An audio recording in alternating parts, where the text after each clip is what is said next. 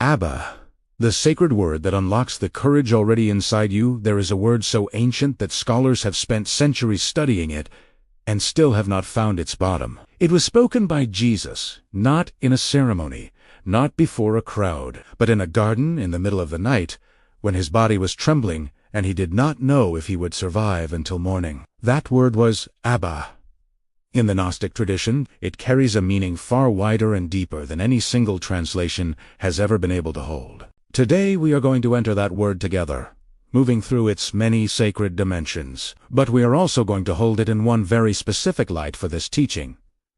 Because within ABAA lives the seed of something most people spend their entire lives searching for: true courage. Before ABAA was placed inside religious structures, before it was translated into the languages of empires and institutions, it lived in the breath of ordinary people who had not yet been told what to believe. It was Aramaic, the language of the soil, of the marketplace, of children calling out to their fathers before dawn. Not a ceremonial word, not a word reserved for the sacred elite, a word that belonged to the everyday, to the intimate, to the irreducibly human. The Gnostic tradition placed enormous importance on the language in which a teaching was first carried, not because Aramaic was inherently superior to other languages, but because the original vessel of a sacred word retained something of the original transmission. Like the difference between tasting water at its source and tasting it after it has traveled miles through pipes, something of the living quality is preserved closest to the origin. And ABAA, in its Aramaic root, still carries that aliveness. Within the Gnostic understanding of language, words were not merely symbols pointing toward reality. They were vessels, containers, that held within them the essence of what they named. To speak a sacred word with full inner intention was not simply communication. It was participation, an act of alignment between the consciousness of the one speaking and the living reality the word carried. Is why the oral tradition was so carefully guarded, not to create secrecy for its own sake, but because the transmission was inseparable from the living presence of the one who carried it. ABAA entered the Gnostic corpus at precisely this level, not as theology, not as doctrine, but as a living word, one that, when spoken or held in the interior space of awareness with genuine understanding, had the capacity to create a bridge between the contracted human experience of separation and fear, and the expanded ground of divine origin that every soul carries within it from before its descent into matter. From that first moment, ABAA was never just a name. It was an invitation, and that invitation has not expired. The many faces of ABAA, and where we are going. ABAA is one of those sacred words that resists a single definition, and in that resistance, it reveals something essential about the nature of Gnosis itself. In its most immediate Aramaic layer, ABAA carries the warmth and closeness of what we might translate as father, but not the distant, formal father of institutional religion.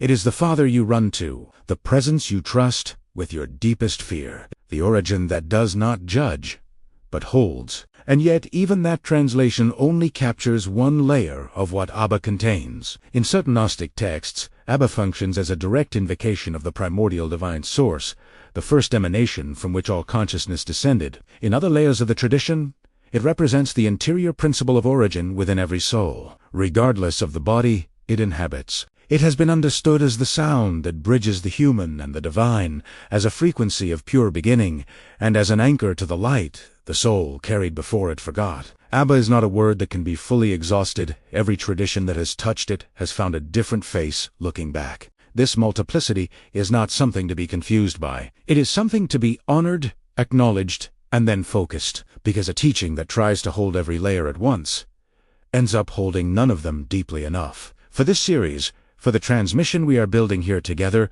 we are going to hold ABAA in one specific light, and that light is this. ABAA, in the Gnostic understanding of divine origin and sacred trust, is the frequency from which true courage is born. Not the courage that pretends fear does not exist, not the forced strength of someone who has simply learned to hide what shakes inside, but the courage that comes when something in you recognizes its own divine origin, and from that recognition chooses to move forward anyway, rooted not in certainty about the outcome, but in trust in the source. That is what ABAA carries for us today, and that is exactly where we are going. 350 War. If these Gnostic teachings are awakening a desire for inner transformation within you, we prepared a free Gnostic glossary to help you understand the sacred language behind everything you've heard today. The link is in the comments. It's completely free. What the Gnostics understood about courage. In the Gnostic path, courage is not considered a personality trait. It is not something you either have or you do not have. It is a state of alignment, a condition that becomes available when the inner self remembers where it came from. Most of what humans call fear is not actually a response to external danger. It is the experience of disconnection from origin, when the soul forgets that it carries a divine spark.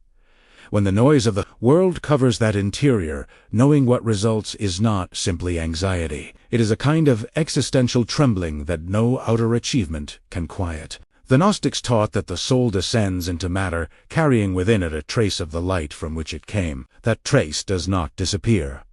It cannot be destroyed, but it can be forgotten. And the work of Gnosis, the work of this path, is the slow, sometimes difficult process of remembering every genuine teaching, every sacred word, every moment of authentic transmission is designed to do one thing: bring you back to the memory of what you already are. ABBA enters that process as an anchor. When you speak or internally hold the word ABBA in its Gnostic sense, not as a religious formula, but as an intentional return to divine origin, something in the interior begins to quiet. Not because the word is magical in a superficial sense, but because deep within the architecture of consciousness, the soul recognizes the frequency of home.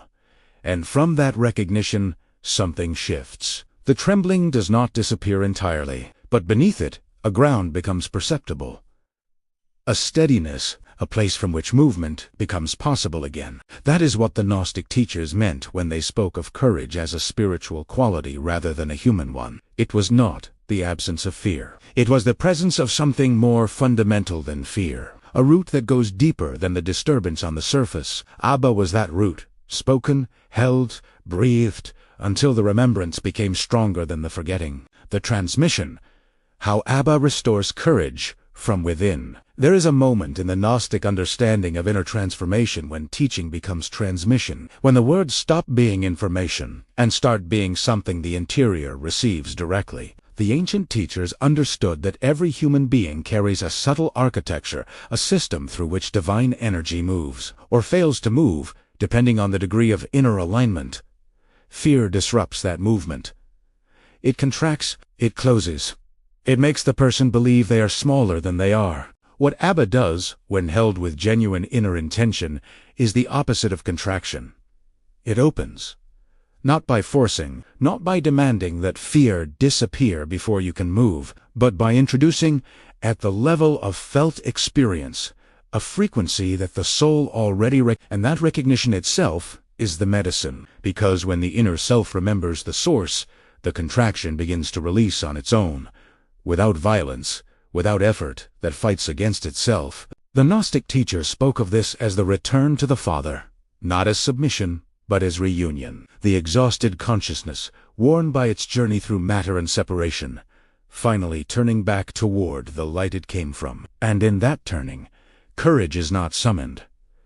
It is restored. It was always there. It simply needed the conditions in which it could breathe again. This is why Jesus, in Gethsemane, did not simply pray for the fear to leave. He addressed himself directly to ABBA, to Disuse, in full acknowledgement of both the human trembling and the divine ground beneath it. That dual holding, feeling the fear fully, and simultaneously touching the root of divine origin, is one of the most profound models of Gnostic courage in the entire tradition. He did not pretend. He did not suppress. He went deeper than the fear, until he found the ground, and from that ground, he moved forward. That is what this teaching is asking of you today. Not to be fearless, but to go deeper than your fear. If this teaching is stirring something in your heart and you wish to explore it further, we created a guide that goes deeper into the meaning of the two most essential sacred words in this tradition, and how they open the path of inner transformation. Start with the free Gnostic glossary in the comments, and discover where to go next. Living ABBA, courage in the ordinary moments. Every Gnostic teaching that survived across centuries survived because it was not only understood, it was lived. The transmission was never meant to remain in the mind as an interesting concept. It was meant to descend into the body, into the choices, into the way a person moves through the ordinary moments of an ordinary day. Courage in the Gnostic sense is not reserved for dramatic events. It operates most powerfully in the quiet ones, in the conversation you have been avoiding, the truth you have been afraid to speak, the path that calls you but requires leaving something familiar behind. The practice of holding ABBA as a living word is simple in structure, but profound in what it asks. It asks you to pause in the moment when the contraction comes.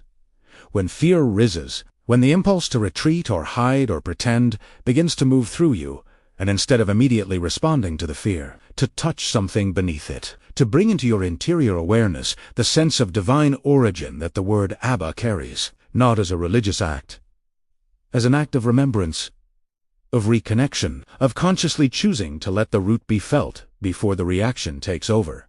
This practice does not make you invulnerable. It does not eliminate uncertainty or pain from the human experience. What it does is give you a ground to stand on while those experiences move through you. And from that ground, the choices you make begin to come from a different place, from the part of you that remembers what you are, not the part that has forgotten. The Gnostic path was never a path of escape from the human condition. It was a path of awakening within it, to feel the full weight of being human, and to carry within that weight the living knowledge of divine origin. That is the work. That is what ABBA teaches. That is the courage this tradition is pointing toward. Not somewhere beyond your life. Right inside of it, right now.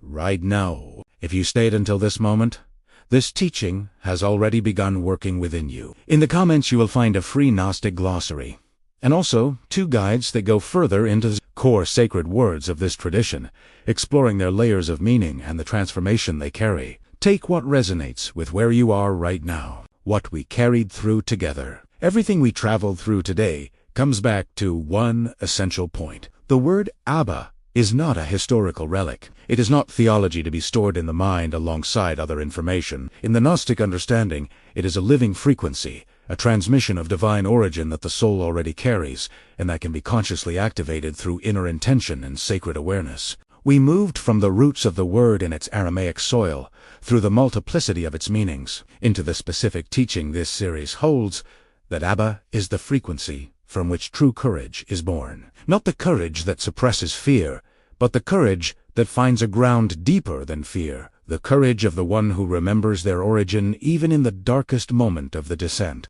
Jesus, in Gethsemane, was not a symbol of perfect invulnerability. He was the living demonstration of what Gnostic courage actually looks like, trembling and rooted at the same time, fully human and fully connected to the divine source simultaneously. That is the model. That is the transmission, and it is available to every consciousness that chooses to remember. You do not need to be free of fear before the ground becomes available to you. The Gnostic teaching is clear. The spark is already within you. The word is already yours. What this path asks is simply the willingness to remember, and from that remembrance, to move. If you felt a shift while watching, you are ready for what comes next. In the next video, we go even deeper into the ancient healing frequencies, a transmission that goes further than words do not miss. Italiano. And while you wait, your free Gnostic glossary is in the comments. Right now, before you close this video, speak the sacred word we traveled through today. Hold it in your chest. Let it land. Then come to the comments and tell us. What did you feel? What shifted?